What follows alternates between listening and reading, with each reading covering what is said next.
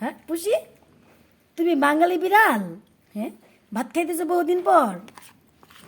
হ্যাঁ, ওরে বাবা, মাশাল্লাহ, আমাদের পুষি আজকে ভাত খাচ্ছে বহুদিন পর। এই কদিন তো খাওয়াইছি মুরগির স্টক আর মুরগির মাংস, তো ভাত পাইয়া মনে হয় যে বাঙালি আমরা যেরকম অনেকদিন অসুখে ভোগার পরে ভাত পাইলে খুব মজা লাগে, ওর অবস্থা যে সেইটা। এই জন্য বলতে যেটা বাঙালি বিড়াল ভাত পাইয়া মনে হয় যে আসমানের চাঁদ হাতে পাইছে, যে খাওয়া মনে হয় কেউ নিয়ে দেবো ওর।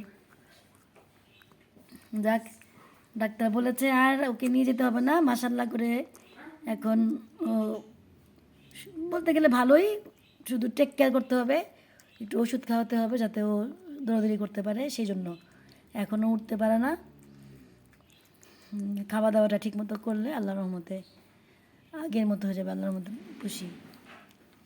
যাক, আল্লাহর অশেষ মেহেরবান, আমাদের পুষি যে এরকম বড় একটা অসুখ থেকে ফিরে আসছে, এটা আল্লাহ পাকের এক বিশেষ নেয়ামত। এবং আমার মেয়ে এর সম্পূর্ণ